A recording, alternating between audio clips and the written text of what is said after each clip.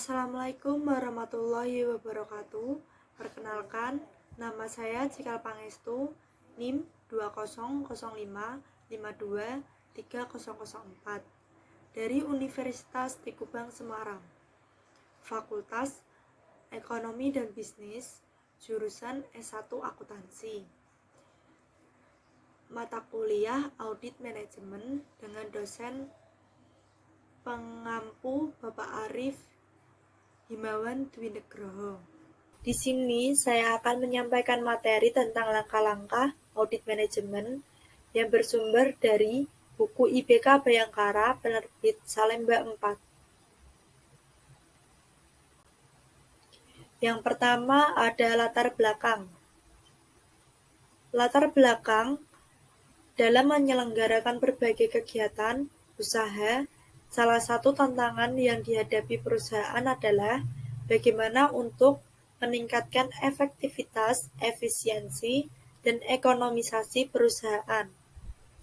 Tantangan ini selalu ada karena manajemen perusahaan memerlukan sumber daya untuk mencapai tujuan perusahaan.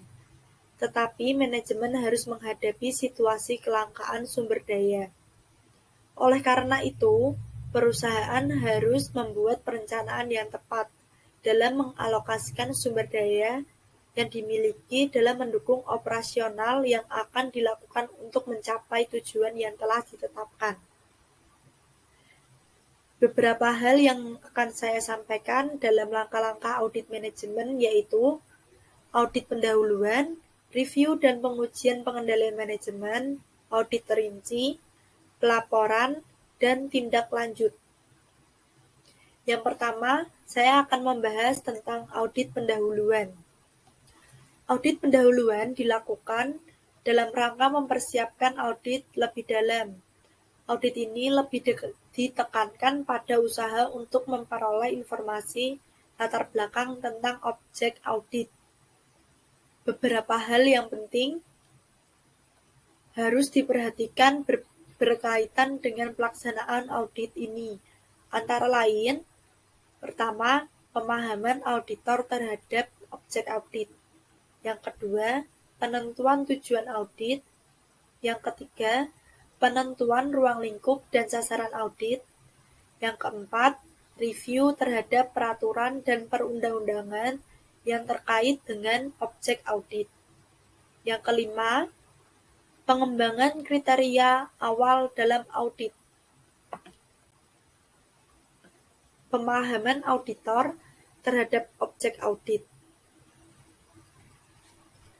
Objek audit meliputi keseluruhan perusahaan atau kegiatan yang dikelola oleh perusahaan tersebut dalam rangka mencapai tujuannya.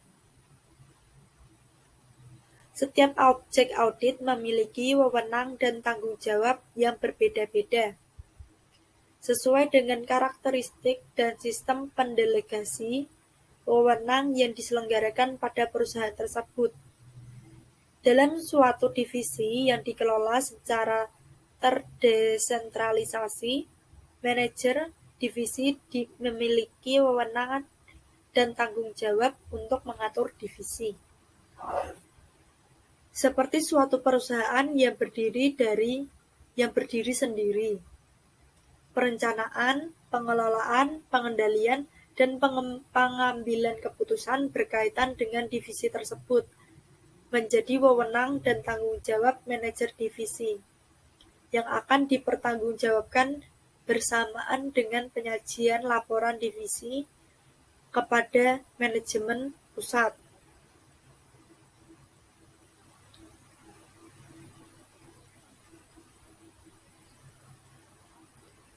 Objek audit.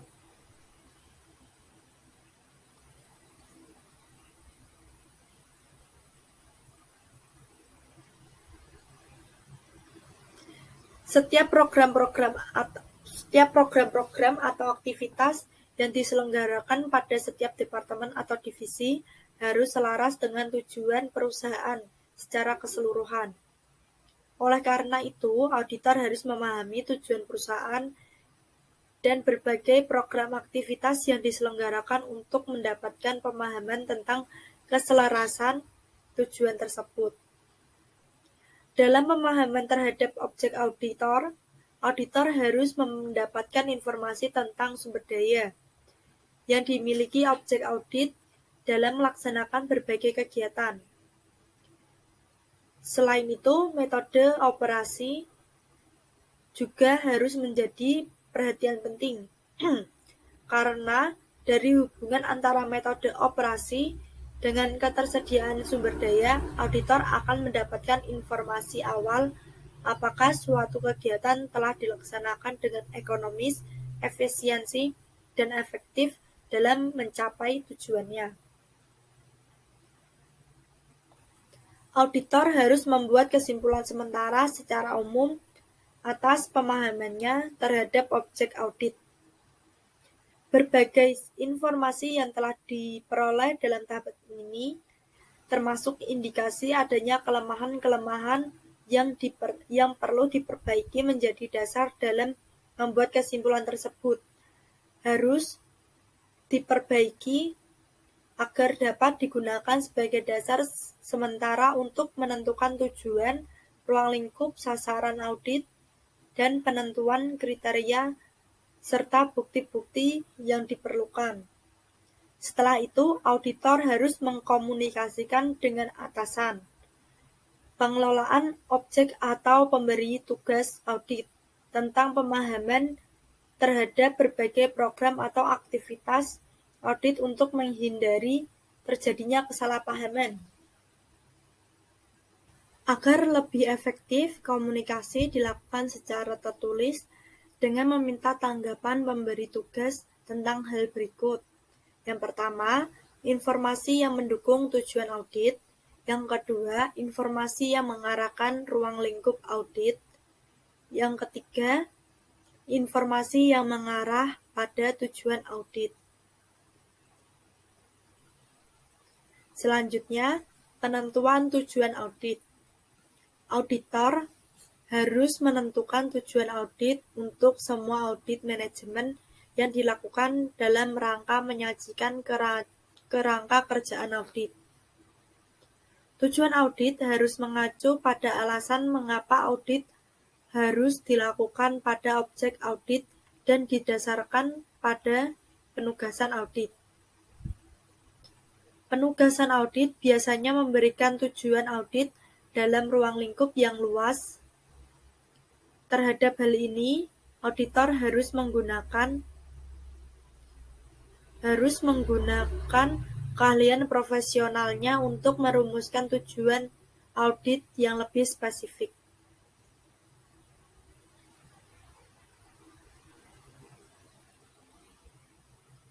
Dalam merumuskan tujuan ini, auditor dapat melakukan dengan cara sebagai berikut. Yang pertama, mengidentifikasi tujuan yang ada, yang mungkin mempunyai arti penting pada pemberian tugas. Yang kedua, mempertimbangkan tujuan audit yang telah ditetapkan pada masa sebelumnya. Yang ketiga, mempertimbangkan aktivitas-aktivitas yang memiliki risiko kegagalan yang tinggi. Yang keempat, membahas dengan pemberian tugas dan pengelolaan wajib audit. Arti penting program atau aktivitas sangat berpengaruh dalam rangka penentuan tujuan audit.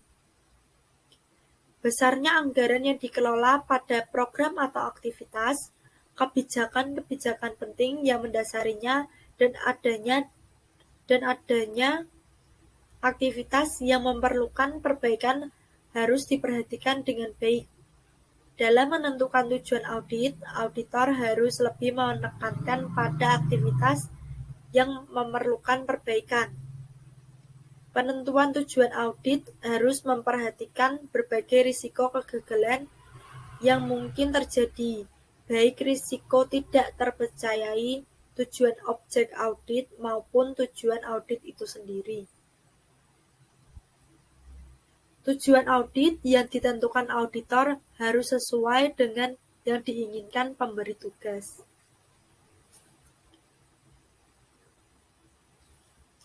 Penentuan ruang lingkup dan sasaran audit. Ruang lingkup audit menunjukkan luas atau area dari sasaran audit. Beberapa hal penting yang merupakan keinginan dari pemberi tugas harus diperhatikan dalam menentukan ruang lingkup audit. Di samping itu, penentuan ruang lingkup audit harus mengacu pada tujuan audit yang telah ditetapkan. Secara garis besar, ruang lingkup audit manajemen terdiri dari bidang keuangan, ketaatan kepada peraturan dan kebijakan perusahaan, ekonomisasi, efisiensi, dan efektivitas. Sasaran audit yaitu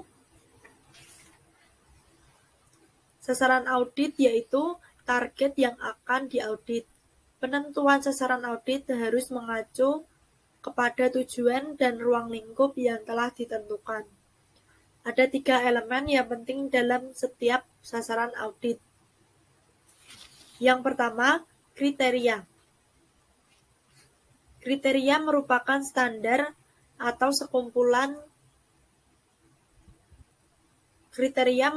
norma standar atau sekumpulan standar yang menjadi panduan setiap individu dalam melakukan aktivitasnya sebagai pelaksanaan atas wewenang dan tanggung jawab yang diberikan kepadanya. Standar atau norma ini berpengaruh untuk menilai aktivitas atau hasil aktivitas dari setiap individu atau kelompok pada objek audit. Yang kedua, penyebab. Jika terdapat perbedaan atau gap antara hasil penerapan dengan kriteria, maka auditor harus mencari penyebabnya. Penyebab sesungguhnya adalah penerapan dari kriteria. Apakah aktivitas operasional sudah berjalan sesuai dengan kriteria yang menjadi pedomannya?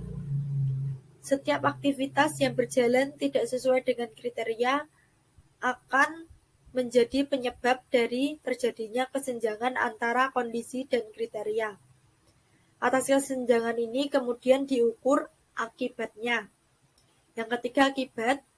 Akibat adalah hasil pengukuran dan pembanding antara aktivitas individu dan kriteria yang telah ditetapkan terhadap aktivitas tersebut. Aktivitas buruk yang terjadi menunjukkan adanya kekurangan atau kelemahan yang masih terjadi mungkin pada kriterianya atau penerapan dari kriteria. Maka dari itu, auditor tidak sengaja menilai penyebab atau akibatnya, tetapi penilaian juga dilakukan terhadap kriteria yang menjadi pedoman dalam aktivitas. Dalam praktiknya, auditor harus mengalami kesulitan dalam membedakan antara kondisi, kriteria, penyebab, dan akibat. Maka dari itu, kehati-hatian auditor dalam memahami permasalahan dalam objek pemeriksaan dan tujuan dilakukannya audit sangat penting untuk menghindari terjadinya kesalahan interpretasi dan pengelompokan temuan-temuan yang diperoleh. Cara menyajikan temuan audit. Temuan audit merupakan fakta atau data dan informasi yang ditemukan auditor dalam pelaksanaan auditnya. Penyajian temuan dalam audit manajemen dapat dilakukan dalam bentuk kolom-kolom, di mana setiap kolom menyajikan temuan berupa kondisi, kriteria, penyebab, dan akibat. Atau juga dapat disajikan dalam bentuk narasi dengan sistematik menurun ke bawah dimulai dari kondisi, kriteria, penyebab, dan akibat. Penelaahan terhadap peraturan dan kebijakan yang berkaitan dengan objek audit. Setiap aktivitas dalam objek pemeriksaan diatur oleh seperangkat peraturan dan kebijakan untuk mendapatkan praktik terbaik. Aturan dan kebijakan yang menjadi pedomannya haruslah juga yang terbaik, dan tidak menyimpang dari aturan yang lebih tinggi. Sebelum menggunakannya sebagai kriteria atau untuk menilai, auditor harus menelaah terlebih dahulu aturan-aturan dan kebijakan tersebut. Penelaahan ini bertujuan untuk memperoleh informasi tentang peraturan-peraturan yang berhubungan dengan objek audit, baik bersifat umum maupun yang berhubungan khusus dengan berbagai program atau aktivitas yang diselenggarakan pada objek audit. Dengan penelaahan ini, auditor dapat memahami batasan-batasan wewenang objek audit dan berbagai program yang dilaksanakan dalam mencapai tujuannya.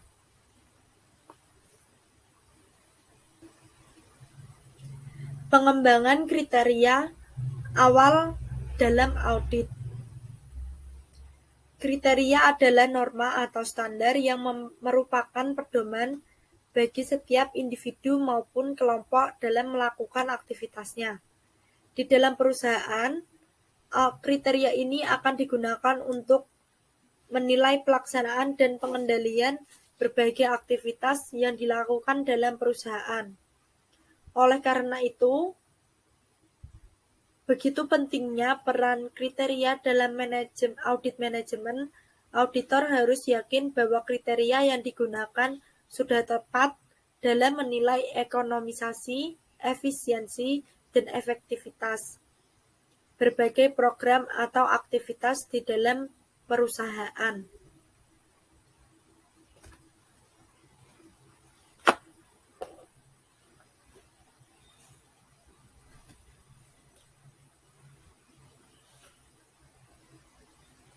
Faktor yang mempengaruhi kriteria yang akan digunakan dalam audit antara lain tujuan dari kegiatan yang diaudit, pendekatan audit, dan aktivitas tujuan audit.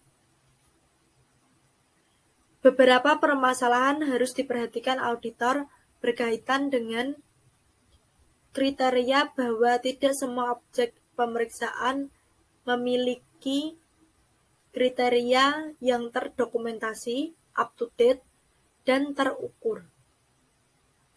Terhadap permasalahan ini, auditor harus mampu mengembangkan kriteria awal yang bisa digunakan sebagai dasar dalam pelaksanaan audit. Oleh karena itu, audit juga berkaitan dengan pemilik atau pengelola objek yang diaudit. Maka kriteria awal yang dikembangkan oleh auditor harus dipahami dan disepakati oleh audit. Adapun karakteristik dari kriteria yang baik, yaitu realistis, dapat dipercaya.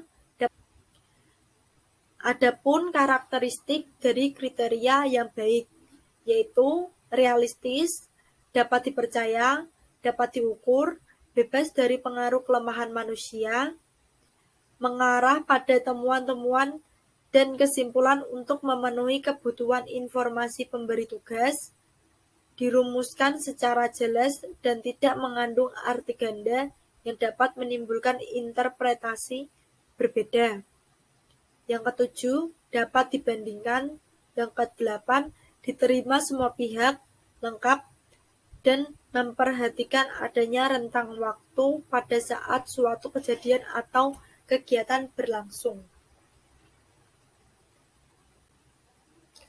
Kesimpulan dari hasil audit pendahulu. Dari audit pendahulu, auditor harus membuat kesimpulan atas hasil audit pendahuluan yang telah dilakukan. Kesimpulan ini akan menjadi dasar dalam menentukan langkah-langkah yang akan diambil dalam tahapan audit selanjutnya. Pada tahap ini, auditor harus sudah menetapkan tujuan audit walaupun masih bersifat sementara.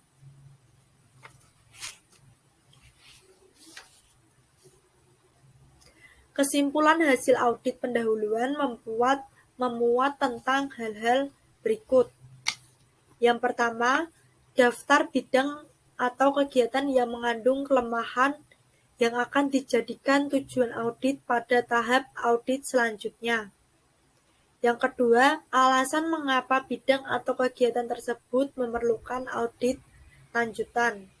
Yang ketiga, temuan-temuan sementara yang diperoleh berkaitan dengan bidang atau kegiatan yang termasuk dalam daftar bidang atau kegiatan yang masih mengandung kelemahan berdasarkan kriteria yang telah ditetapkan.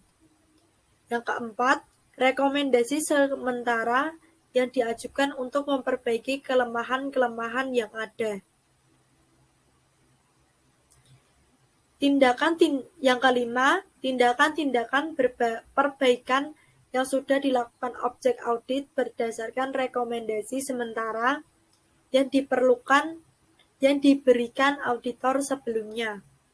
Yang keenam, bukti-bukti yang telah diperoleh pada audit selanjutnya berkaitan dengan tujuan audit sementara yang telah ditetapkan. Selanjutnya yaitu langkah dari audit manajemen. Yang kedua, review terhadap pengendalian manajemen. Dalam rangka mengoptimalkan penggunaan sumber daya, memotivasi karyawan untuk melaksanakan peraturan dan kebijakan yang telah ditetapkan, serta mencegah terjadinya berbagai penyimpangan yang dalam pencapaian tujuan perusahaan, manajemen harus dilaksanakan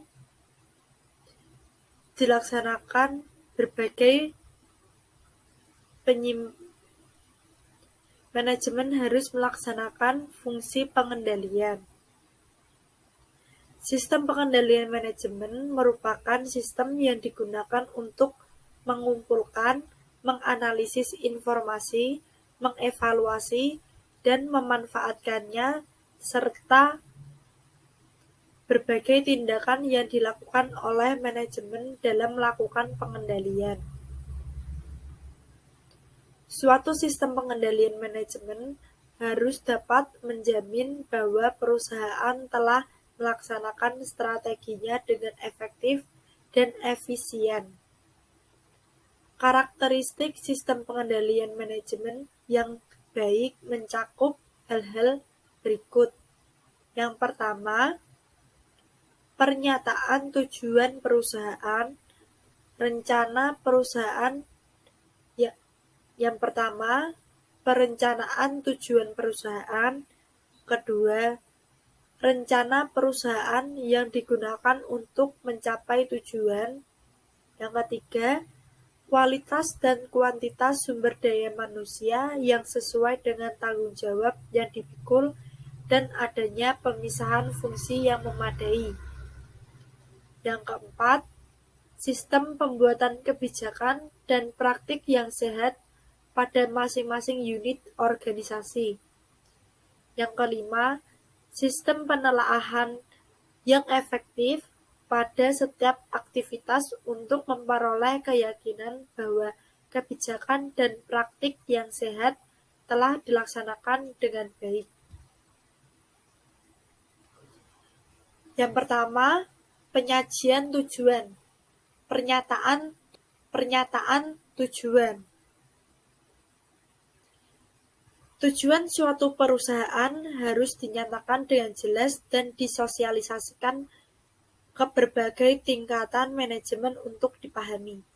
Untuk dapat menunjukkan untuk apa perusahaan didirikan dan apa yang ingin dicapai. Oleh sebab itu, memahami tujuan perusahaan berarti memahami pula mengapa suatu program atau aktivitas dilakukan dan bagaimana seharusnya program tersebut dilaksanakan untuk mencapai tujuannya. Pernyataan tujuan dapat memberikan arah kepada suatu tentang perusahaan dalam melaksanakan aktivitasnya. Karena dengan pernyataan tujuan ini didukung dengan sosialisasi yang memadai akan membantu setiap komponen di dalam perusahaan tidak saja mampu untuk melaksanakan berbagai aktivitas, tetapi juga memahami untuk apa mereka melakukan aktivitas tersebut. Apa manfaatnya bagi perusahaan dan bagaimana seharusnya melaksanakan aktivitas tersebut sehingga secara optimal dapat mendukung pencapaian tujuan perusahaan. Dalam rangka melakukan penelaahan terhadap sistem pengendalian manajemen perusahaan, auditor harus memahami dengan baik tujuan perusahaan. Berikutnya, rencana perusahaan.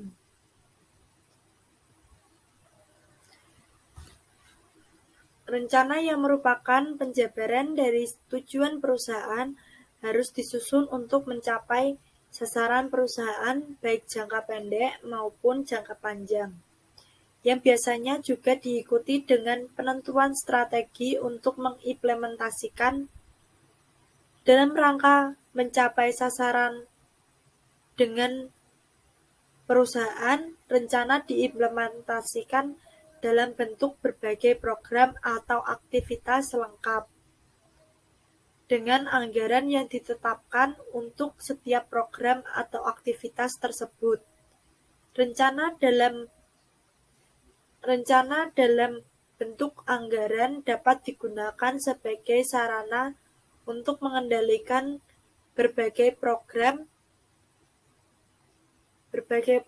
atau aktivitas yang dilaksanakan, termasuk sebagai alat untuk mengevaluasi pelaksanaan program atau aktivitas.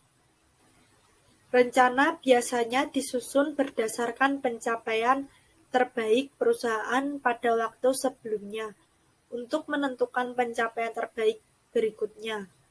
Oleh sebab itu, penyusunan rencana harus diawali dengan identifikasi terhadap ketersediaan sumber daya, berbagai hambatan internal, peluang-peluang yang mungkin dicapai, dan berbagai hambatan eksternal yang mungkin dihadapi.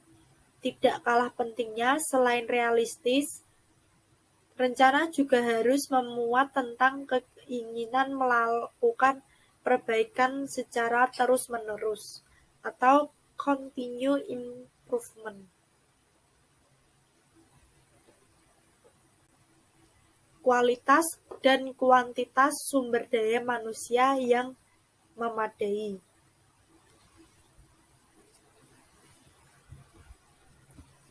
Perencanaan yang telah ditetapkan oleh suatu perusahaan harus didukung oleh ketersediaan sumber daya manusia yang memadai dan merealisasikan rencana tersebut. Keberadaan sumber daya manusia menjadi sangat penting, karena semua wewenang dan tanggung jawab berhubungan dengan keberadaan sumber daya manusia tersebut.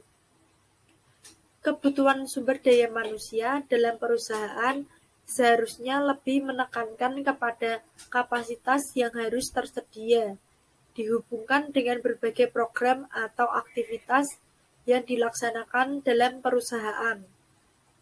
Kapasitas sumber daya manusia yang harus tersedia dipengaruhi oleh dua hal penting, yaitu kualitas dan kuantitas.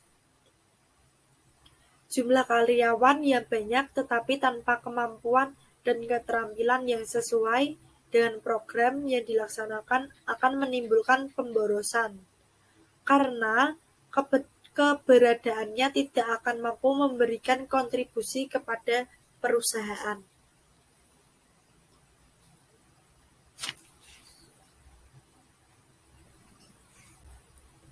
Untuk menilai ketersediaan sumber daya manusia dan efektivitasnya, auditor harus memperhatikan hal-hal sebagai berikut.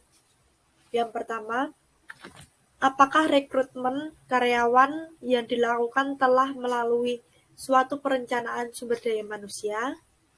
Yang kedua, apakah seleksi karyawan yang dilakukan telah sesuai dengan pedoman penerimaan karyawan yang ditetapkan perusahaan? Yang ketiga, apakah karyawan yang diterima telah sesuai dengan kualifikasi bidang kerja yang akan diisi dan sesuai dengan kebutuhan pekerjaan yang ada pada perusahaan? Yang keempat, apakah spesifikasi dan deskripsi tersedia untuk masing-masing jabatan yang ada dalam perusahaan? Yang kelima, apakah keputusan penempatan karyawan telah melalui orientasi yang memadai dan sesuai dengan kecenderungan berprestasi karyawan tersebut? Apakah setiap pekerjaan telah dilengkapi dengan uraian kerja yang memadai? Yang ketujuh, apakah program peningkatan kemampuan karyawan telah dilakukan sesuai dengan kebutuhan dan dilaksanakan secara efektif dan efisien? Yang terakhir atau yang kedelapan, apakah penilaian prestasi, pemberian sanksi, atau penghargaan kepada karyawan telah dilakukan secara adil sesuai dengan ketentuan dan peraturan yang diperlukan di perusahaan tersebut? Selanjutnya, kebijakan dan praktik yang sehat. Berbagai kebijakan dibuat untuk mendukung kelangsungan praktik yang sehat di dalam perusahaan. Oleh karena itu, perusahaan kebijakan harus memperhatikan kepentingan berbagai pihak yang ada di dalam perusahaan tersebut. Hal ini akan mendorong terjadinya keselarasan tujuan dalam perusahaan yang dapat memotivasi berbagai hal untuk memberikan kontribusinya. Untuk mendukung praktik yang sehat, berbagai kebijakan yang dibuat perusahaan harus dikomunikasikan kepada seluruh pihak yang berkepentingan agar terjadi komunikasi timbal balik antara kelompok kepentingan utama, yaitu pihak perusahaan yang diwakili oleh manajemen atau direksi dan karyawan.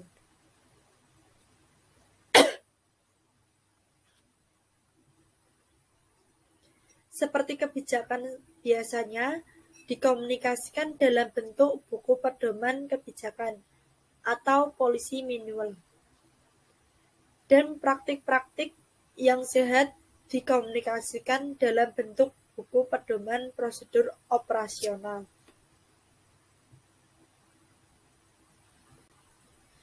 Dalam menguji kebijakan yang dibuat perusahaan, auditor harus memperhatikan hal-hal sebagai berikut.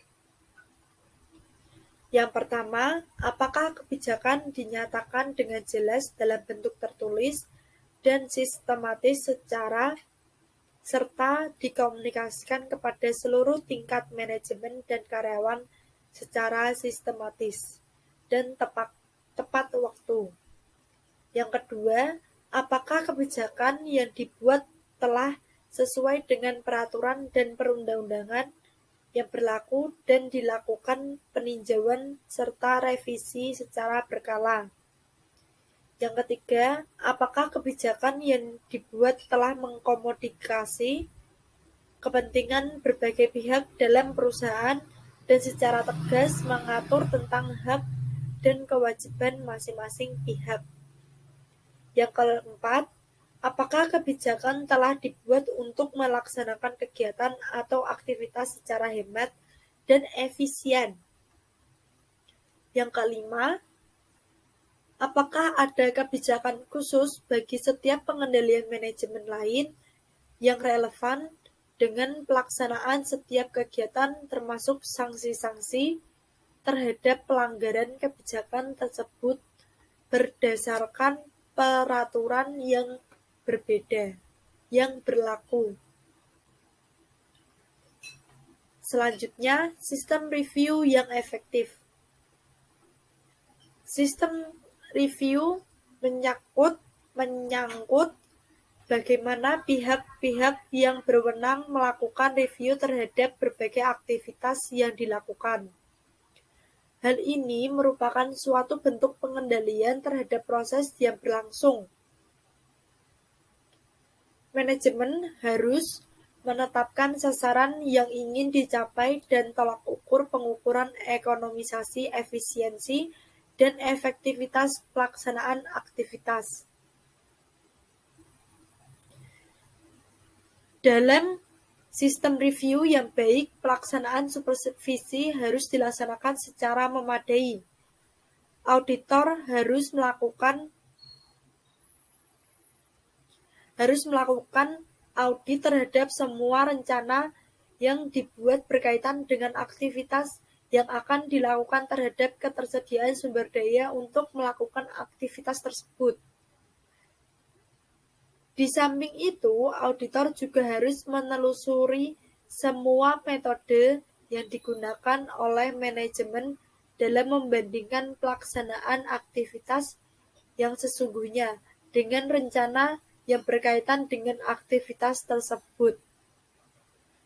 Dalam hal ini, auditor harus melakukan pengamatan kelangsungan terhadap kekuatan maupun kelemahan sistem pengendalian manajemen yang dimiliki perusahaan.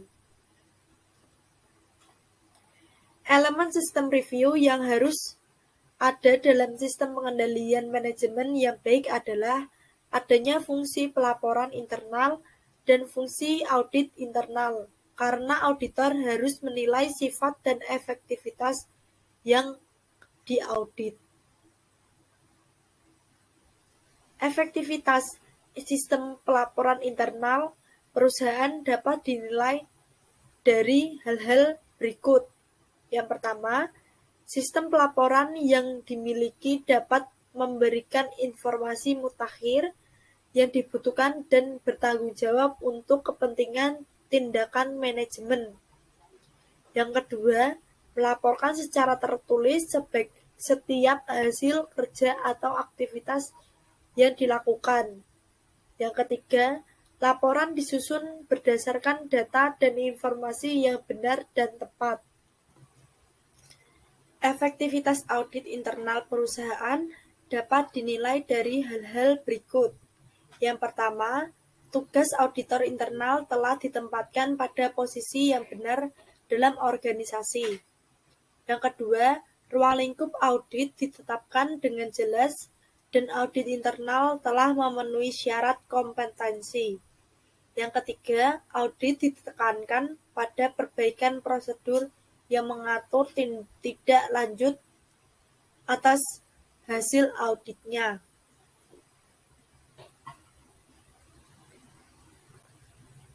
Selanjutnya,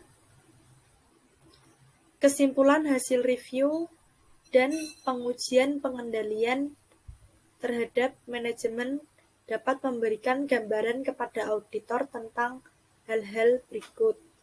Yang pertama, keandalan sistem pengendalian manajemen perusahaan dalam memandu operasional yang berlangsung pada perusahaan tersebut dan kemampuannya dalam memenuhi kebutuhan dokumentasi, pengukuran, dan penilaian terhadap aktivitas yang dilaksanakan.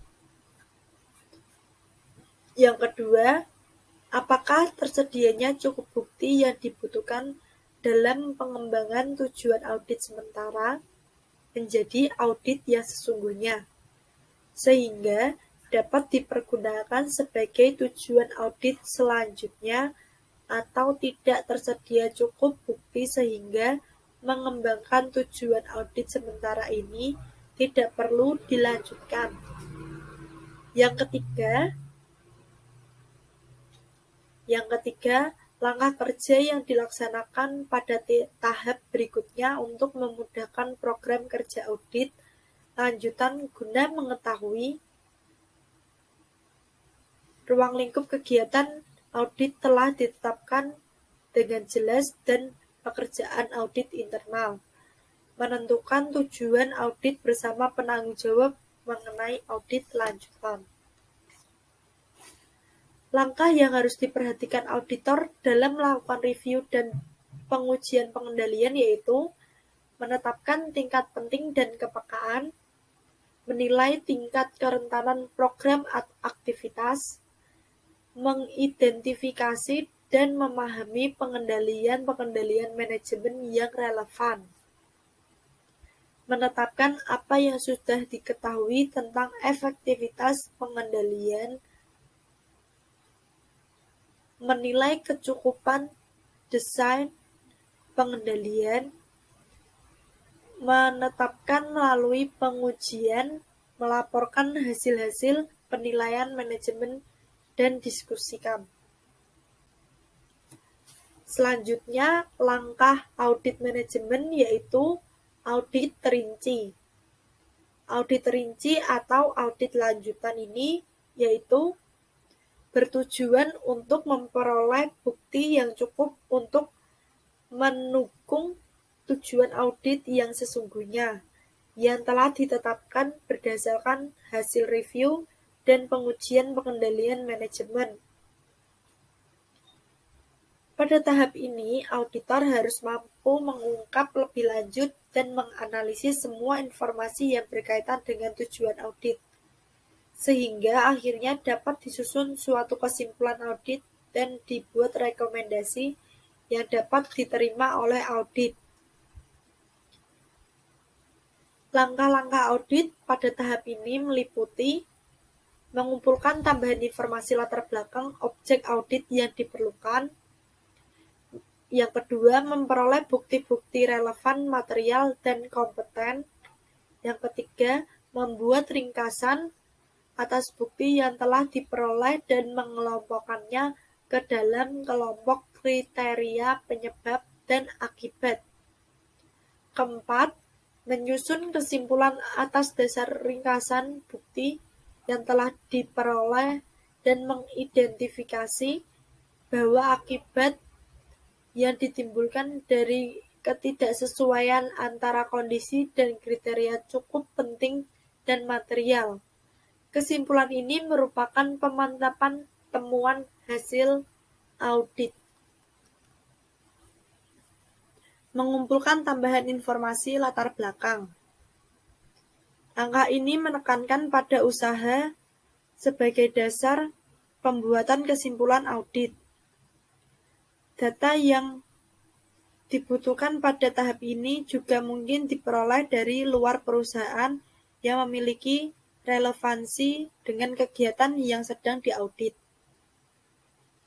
Misalnya, pada audit atas penetapan kompensasi untuk menilai keadilan dan kelayakan kompensasi yang ditetapkan perusahaan selain menggunakan data dari dalam perusahaan berkaitan dengan variabel-variabel yang diperhitungkan dalam kompensasi tersebut.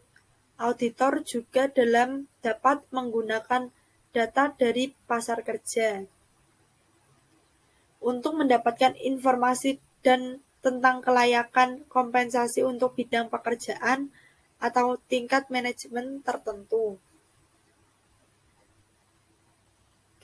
Selanjutnya, memperoleh bukti audit.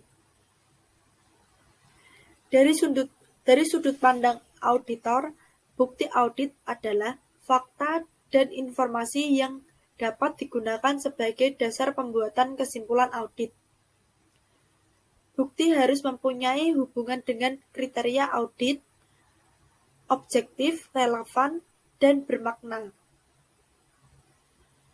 Dalam proses audit, auditor harus dapat menganalisis dan menentukan fakta dan informasi yang relevan, andal, dan berkaitan dengan tujuan audit.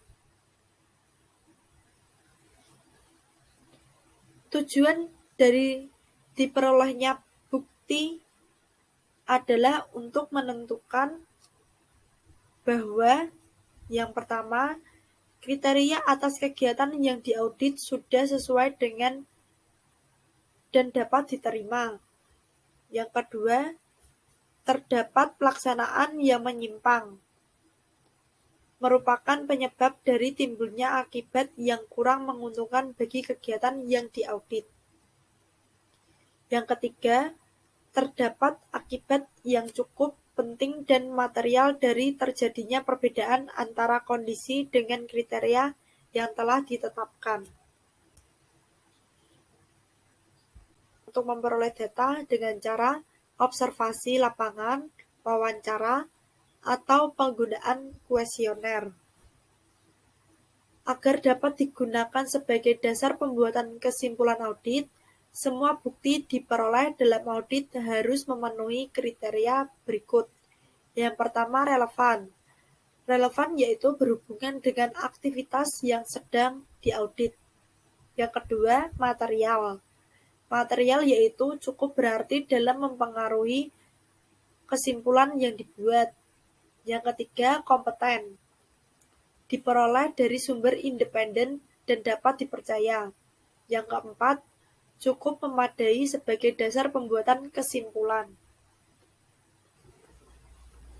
Selanjutnya, membuat ringkasan dan mengelompokkan bukti. Bukti yang telah diperoleh dalam audit kemudian diringkas dan dikelompokkan sesuai dengan elemen sasaran audit yang meliputi kriteria, penyebab, dan akibat. Bukti-bukti ini masuk dalam kelompok kriteria, yaitu keseluruhan temuan audit yang berkaitan dengan norma atau standar yang ditetapkan perusahaan,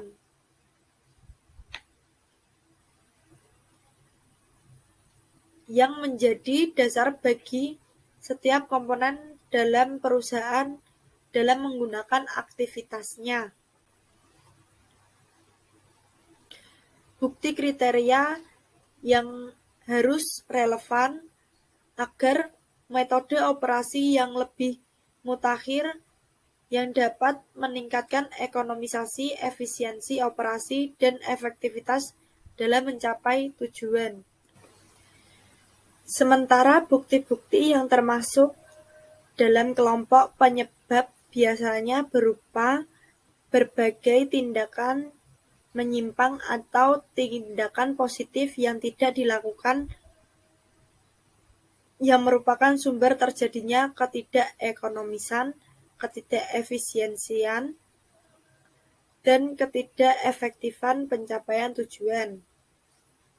Di samping penyebab-penyebab yang bersifat negatif ini, auditor juga dapat menemukan penyebab-penyebab yang bersifat positif yang secara relatif merupakan kebalikan dari penyebab negatif tersebut. Auditor secara objektif menyajikan dalam temuan auditnya baik temuan yang bersifat negatif maupun bersifat positif. Bukti-bukti yang merupakan kelompok akibat adalah bukti-bukti yang biasanya ditemukan terlebih dahulu.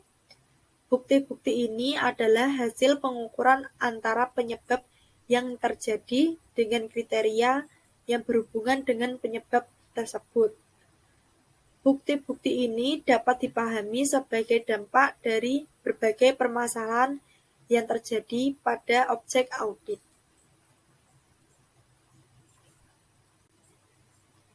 Berikutnya, pengembangan temuan dalam audit lanjutan.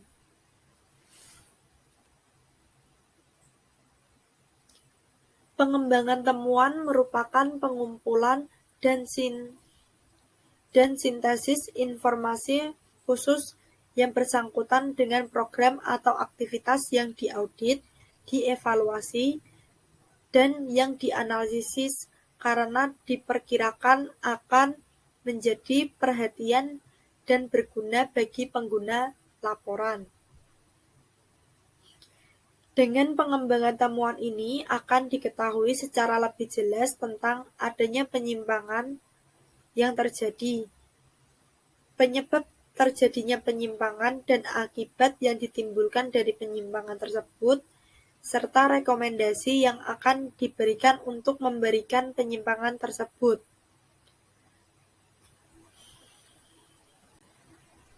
Beberapa hal yang harus diperhatikan auditor dalam pengembangan temuan.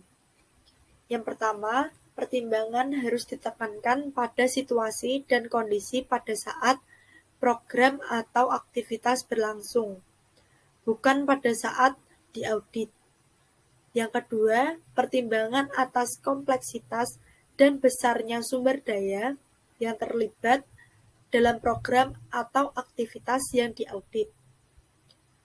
Yang ketiga, auditor harus secara jujur dan objektif berdasarkan pertimbangan profesionalnya melakukan analisis terhadap temuan-temuan yang diperoleh pada saat audit dan menghindari pengungkapan kelemahan-kelemahan yang secara tidak logis. Yang terakhir, pengembangan temuan harus dilakukan secara luas dan teliti, sehingga bisa menjadi dasar bagi pembuatan kesimpulan dan direkomendasikan secara jelas dan tepat kepada pihak yang diaudit.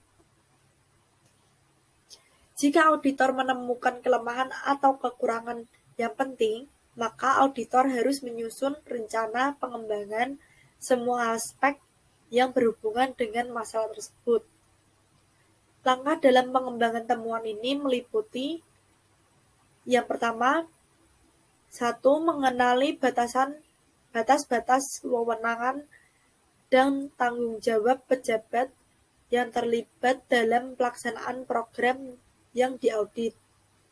2. Memahami secara seksama sebab-sebab terjadinya kelemahan pada program yang diaudit. 3. Tentukan apakah kelemahan tersebut merupakan kelemahan yang berdiri sendiri atau tersebar luas pada berbagai program yang lain. 4. Menentukan akibat atau arti penting dari kelemahan tersebut. 5. Menentukan rekomendasi untuk perbaikan.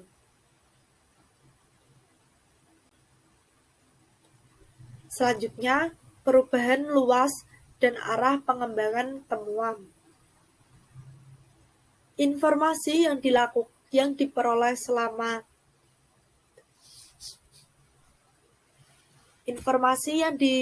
selama pengembangan temuan mungkin mengarahkan perlunya untuk melakukan perubahan atau tekanan terhadap audit yang telah direncanakan atau perlu dilakukannya perluasan atau pengurangan terhadap ruang lingkup audit.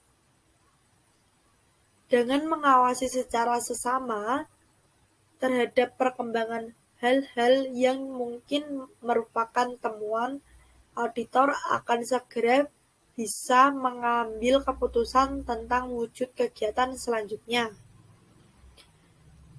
Pengembangan temuan harus dilanjutkan terus selama temuan tersebut diyakini memberikan informasi yang mendukung keakuratan kesimpulan audit. Perubahan mungkin terjadi dalam pengembangan temuan adalah menyangkut perlunya mengembangkan informasi pada semua lokasi yang dipilih pada saat perencanaan audit. Jika hal ini terjadi, maka auditor harus dengan segera menyampaikan hal ini kepada pihak yang diaudit. Langkah selanjutnya pada audit manajemen yaitu pelaporan.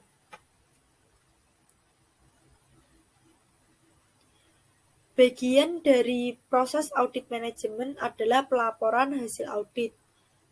Ada 2 cara penyajian laporan audit, yaitu cara penyajian yang mengikuti arus informasi yang diperoleh selama tahapan-tahapan audit.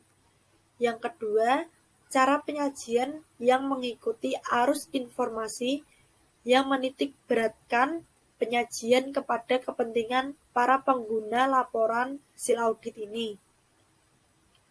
Laporan memuat kesimpulan audit tentang elemen-elemen atas tujuan audit dan rekomendasi yang diberikan untuk memperbaiki berbagai kekurangan yang terjadi, serta rencana tindak lanjut dalam mengaplikasikan rekomendasi tersebut.